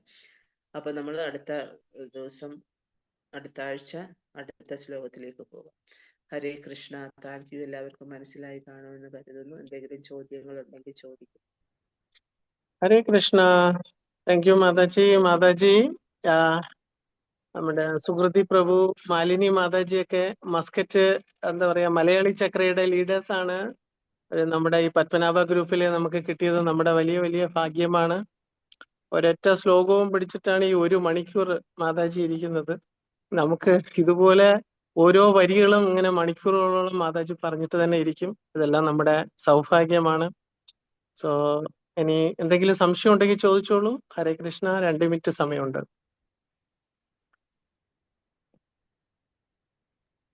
ഹരേ കൃഷ്ണ മാതാജി. സംശയം ഒന്നും തന്നെ ഇല്ല, നല്ലതുപോലെ എല്ലാം മനസ്സിലായി. ഈ 2 വരിക്ക് ഇത്രയും മാതാജി പറഞ്ഞത് തന്നെ ഞങ്ങൾക്ക് ഒരു ഗുരുവിന്റെ ദീക്ഷ സ്വീകരിച്ചതുപോലെ ഒരു തോന്നലായി പോയി. അത്രയ്ക്ക് നല്ല ഇതായിട്ട് തോന്നി. മാതാജി ഇത്ര പനിയായിട്ടും ഞങ്ങൾക്ക് വന്നിട്ട് ഈ ക്ലാസ് ഇങ്ങനെ എടുത്തു തന്നതിൽ ഞങ്ങൾ സന്തോഷിക്കുന്നു. ഞങ്ങൾ അതിൽ അഭിമാനം കൊള്ളുന്നു. പാദ നമസ്കാരം മാതാജി. ഹരേ കൃഷ്ണ. ഹരേ കൃഷ്ണ മാതാജി. Thank you. ഹരിബോൾ. എല്ലാം ഗുരുവിന്റെ കാരുണ്യമാണ്. ഗുരുവിനെ ആശ്രയിക്കുന്നവർക്ക് നമുക്ക് എല്ലാവർക്കും കിട്ടുന്ന അനുഗ്രഹം ഇങ്ങനെയാണ് ഗുരുവിൽ നിന്ന്. ഇപ്പൊ നമ്മൾ ഒരു വാക്കെങ്കിലും പറയണമെങ്കിൽ അത് ഗുരുവിന്റെ കൃപ, ഗുരുവിന്റെ കടാക്ഷം കൊണ്ട് മാത്രമേ. നമ്മളൊക്കെ എന്ന് വെച്ചാൽ സീറോയാണ്. ആ സീറോയില് നിൽക്കുന്ന നമുക്ക് ഗുരുവിന്റെ കൃപ കൊണ്ടാണ് നമ്മൾ ഗുരുവിനെ ഗ്ലോറിഫൈ ചെയ്യാനൊക്കെ, അല്ലെങ്കിൽ അതിനുള്ള യോഗ്യത ഇല്ലെങ്കിൽ പോലും അത് ഗുരുവിന്റെ അഹൈതുകമായ കാരുണ്യം കൊണ്ടാണ് നമുക്ക് ഗുരുവിനെ കുറിച്ചൊക്കെ ഒരു വാക്കിങ്ങനെയെങ്കിലും പറയാനുള്ള അവസരം നിങ്ങൾ തരുകയും, അതേപോലെ അത് പറയാനുള്ള വാക്കുകൾ എൻ്റെ നാവില് കറക്റ്റ് ടൈമില് കറക്റ്റ് വാക്കുകൾ വരാനും ഒക്കെ അതെല്ലാം ഗുരു കൃപ കടാക്ഷമാണ്. ഹരേ കൃഷ്ണ. Thank you. സംശയം ഉണ്ടെങ്കിൽ ചോദിച്ചോളൂ. ഹരേ കൃഷ്ണ. മാതാജിയുടെ ഈ ക്ലാസ് വളരെ നന്നായിരുന്നു. ഒരു ഗുരുവിൻ്റെ കൂടെ എങ്ങനെയാണ് നമ്മൾ ഗുരുവിനെ എങ്ങനെ സ്വീകരിക്കണം എന്ന് മാതാജി വളരെ വ്യക്തമായിട്ട് പറഞ്ഞു തന്നു. ഗുരുവിൽ നിന്നുള്ള കൃപ കിട്ടാനും, ഗുരുവിന്റെ പാദാരവിന്ദങ്ങൾ എങ്ങനെ നമസ്കരിക്കണമെന്നും പൂജ എങ്ങനെ ചെയ്യണമെന്നും എല്ലാ കാര്യങ്ങളും പറഞ്ഞു തന്നു മാതാജി. ഞങ്ങൾ പത്മനാഭ ഗ്രൂപ്പിൽ പകുതി ആൾക്കാർക്ക്, ഞങ്ങൾ താമസിച്ച് വന്നവരാണ്, എന്നാലും ഞങ്ങൾ LKG കുട്ടികളാണ് മാതാജി. ഇപ്പോഴും മാതാജിയുടെ വാക്കുകളെല്ലാം വളരെ വളരെ ഇനിയും ഇതേപോലുള്ള ക്ലാസ്സുകൾ കിട്ടാൻ വേണ്ടി പ്രാർത്ഥിക്കുന്നു. ഹരേ കൃഷ്ണ മാതാജി. ഹരേ കൃഷ്ണ മാതാജി. പ്രണാമം. ഹരേ കൃഷ്ണ. ഹരേ കൃഷ്ണ. എല്ലാവർക്കും ഹരേ കൃഷ്ണ മാതാജി. പ്രണാമം. നല്ല ക്ലാസ് ആയിരുന്നു മാതാജി. നന്നായിട്ട് മനസ്സിലായി. ഗുരുവിനെ പറ്റിയുള്ള പ്രാധാന്യം ഓരോരോ ദിവസം കഴിയുന്തോറും മാതാജി ഇങ്ങനെ പറഞ്ഞു തരുമ്പോഴാണ് സാധാരണ ഞങ്ങളെ പോലുള്ളവർക്ക് കൂടുതൽ മനസ്സിലാവുന്നത്. അതിനെക്കുറിച്ചൊന്നും അറിയത്തില്ലായിരുന്നു നേരത്തെ. ഹരേ കൃഷ്ണ മാതാജി. നമ്മുടെ ഗ്രൂപ്പിൽ ആൾക്കാരും ഒക്കെ ഹരേ കൃഷ്ണ. വന്നിട്ടുണ്ട് പ്രഭു. ഞാൻ നമ്മുടെ ഗ്രൂപ്പിൽ രാവിലത്തെ നാമജപ ഗ്രൂപ്പിലും ഞാൻ ഈ ലിങ്ക് ഇട്ടിട്ടുണ്ടായിരുന്നു. ഒരു കുറെ പേരൊക്കെ ജോയിൻ ചെയ്തിട്ടുണ്ട്. ആ കിട്ടി മാതാജി. ഇതിനകത്തുണ്ട് ഞങ്ങളൊക്കെ. ഹരിബോൽ മാതാജി. ഹരേ കൃഷ്ണ. ഹരേ കൃഷ്ണ. ഹരേ കൃഷ്ണ മാതാജി, ഞാനും ഉണ്ട്. ഹരേ കൃഷ്ണ മാതാജി. ഹരിബോൽ. ഹരിബോൽ. ഹരേ കൃഷ്ണ മാതാജി. പ്രണാമം. ഹരേ ഹരേ കൃഷ്ണ. കൃഷ്ണ. എല്ലാരും മറക്കണ്ട, എല്ലാ വ്യാഴാഴ്ചയും ഇതേ സമയം 6 തൊട്ട് 7 മണി വരെ മാതാജിയുടെ സത്സംഗം എല്ലാ ആഴ്ചകളിലും ഉണ്ടാവും. അതുകൊണ്ട് എല്ലാ ഭക്തരെയും ഞാൻ സ്വാഗതം ചെയ്യുന്നു. പ്രത്യേകിച്ച് മാലിനി മാതാജി നമ്മുടെ ഈ പത്മനാഭ ഗ്രൂപ്പിൽ വന്ന് ജോയിൻ ചെയ്തിട്ടുണ്ട്. മാതാജിയുടെ കൃപ നമ്മുടെ ഗ്രൂപ്പിന് വന്നു ചേരും. സോ നമ്മളെല്ലാവരും മാതാജിക്കും മാതാജിയുടെ കുടുംബത്തിനും വേണ്ടിയിട്ട് ഇനിയും യാതൊരു മുടക്കവും കൂടാതെ വരുന്നതിലേക്ക് വേണ്ടിയിട്ട് 3 പ്രാവശ്യം ഹരേ കൃഷ്ണ മഹാമന്ത്രം പറഞ്ഞ് വൈൻഡപ്പ് ചെയ്യാം. ഹരേ ഹരേ കൃഷ്ണ ഹരേ കൃഷ്ണ കൃഷ്ണ കൃഷ്ണ ഹരേ ഹരേ രാമ രാമ രാമ ഹരേ രാമ രാമ ഹരേ ഹരേ രാമ രാമ രാമ ഹരേ ഹരേ കൃഷ്ണ ഹരേ കൃഷ്ണ ഹരേ രാമ ഹരേ ഹരേ ഹരേ രാമ ഹരേ രാമ രാമ രാമ ഹരേ രാമ ഹരേ. രാമ രാമ ഹരേ ഹരേ കൃഷ്ണ ഹരേ രാമ സർവേശ കൃപാ സിന്ധുഭേവച പതിതാനാം ഭാവനേഭ്യോ വൈഷ്ണവേഭ്യോ നമോ നമഃ.